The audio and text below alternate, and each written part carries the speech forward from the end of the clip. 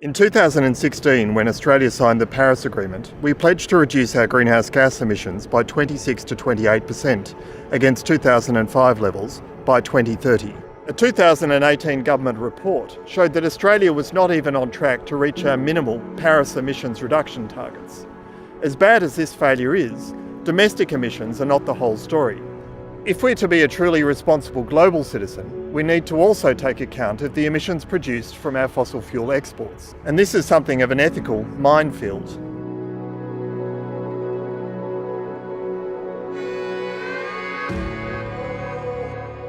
Australia has one of the highest per capita levels of emissions in the developed world, but we're also a significant producer and exporter of fossil fuels, with one in particular topping the list. We're the world's largest exporter of coal. Discussion of emission reductions in Australia usually focuses on reducing domestic emissions. Yet the emissions produced from our fossil fuel exports are twice as much again as our domestic emissions, and we need to reduce these rapidly. This raises an ethical question. Should Australia be responsible for all of its exported emissions? According to how the global community attributes emissions, the answer is no. Countries are responsible for only those emissions produced within their territorial borders. But forget about fossil fuels for a moment and think about it this way. If I was to sell a gun to someone who I knew was about to commit a murder and they shot someone, who would be to blame? Now, the person who pulled the trigger, they're certainly guilty of the crime, but I'm responsible as well, because as a gun dealer, I'm complicit and should take at least some of the responsibility. A similar argument can be made about a commodity such as coal. When we sell coal to another country, we do so knowing that its standard uses causes harm. The resultant increase in greenhouse gas levels in the atmosphere will impact people the world over, increasing vulnerability to disease, crop failure, water shortages, and severe weather events. Morally, we can argue that exporting countries that knowingly contribute to harming others ought not to do so. So surely this is something our leaders are discussing. It's a bit of a nascent debate in Australian politics, what we do about coal exports, to what extent we're responsible for exporting an emissions problem to other jurisdictions. It's around, but it's certainly not front and centre in the Australian political discussion right now. If that's a question we're currently dodging as a nation, perhaps a bigger question is this. Does the world really need Australian coal, especially the poor? And if we don't sell it, will some other country step in? Back in 2017, the global head of BlackRock Infrastructure said coal is dead. He caveated that. He said not on a 1-year view, but on a 10-year view. Any investor looking at coal, taking more than a 1-year view, recognises that thermal coal is dead. In India, the price of wind and solar has dropped 50% in the last 3 years. It is now cheaper to generate electricity from wind and solar in India than it is to generate domestic coal-fired power. It's about 20% cheaper. It's about 50% cheaper than imported coal-fired power generation.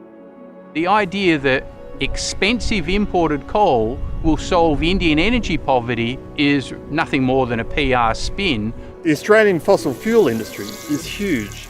In 2018, Australia exported 386 million tonnes of coal, worth $67 billion. But with our major clients, India, China, Japan, moving to other sources of energy, is this an industry living on borrowed time? Ultimately, if those countries move away from coal, Australia, as the world's biggest coal exporter, invariably will be forced to change. It's not whether we choose to change or not. The market will decide, and we as a supplier will have to respond. The fact that export thermal coal markets are in terminal decline is a given if the world is to deliver on the Paris Climate Agreement. Moving away from investing in fossil fuels raises critical concerns. How do we effectively phase out their production and supply? Should governments compensate businesses for their loss of earnings? Or should businesses draw on their immense profits from the sale of fossil fuels to help fund their transition? And how much time do we really have to get it all right? The IPCC's most recent report, the 1.5 degree report, like no other before, really shed light on the urgency of climate change, how fast we're seeing change happen, and how little time we have to reduce emissions significantly. Probably 10 years, maybe 12, to really roll back emission levels. That's going to take drastic action, and I think the general public really understood that out of that report in a way that sadly in Australia our politicians haven't, and that includes everything: domestic use, exports of things like coal, and the urgency we need to make that change. It won't be easy, but I think through that report people really understood it. The number one thing Australia has to do is stop new coal, oil and gas, and particular coal mines. We have to stop new coal, oil and gas in Australia urgently, and then look to transition out of our existing use of coal and our exports of coal.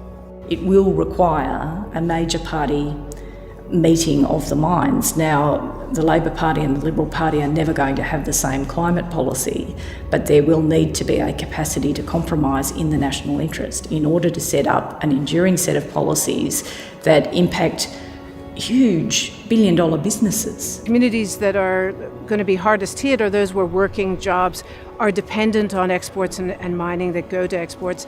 That's going to take our government to fund that transition program. But ultimately, I believe companies should be paying for the damage they're doing. People have been making money out of this for decades, usually at our own expense. By that I mean the taxpayers.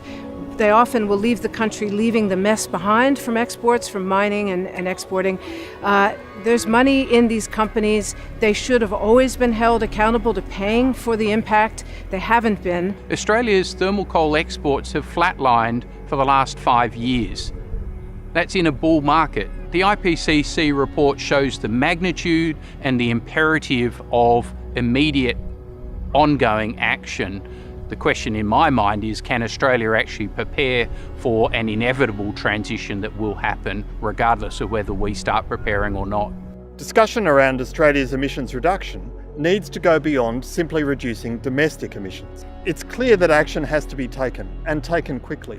But as a society, we can't simply leave it up to governments and businesses. Now is the time for people to get active, and I mean really active. We might have 10 or 12 years to turn the climate change ship around. Find the thing that you feel comfortable doing, whether it's divestment, whether it's getting active in a community group against a mine like Adani, or whether it's stepping up things that are really sending a message that we won't accept the ongoing expansion of fossil fuels in Australia.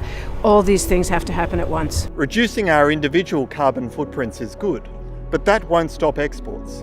Acting collectively as a society to phase out fossil fuel exports is a better intervention to prevent climate change.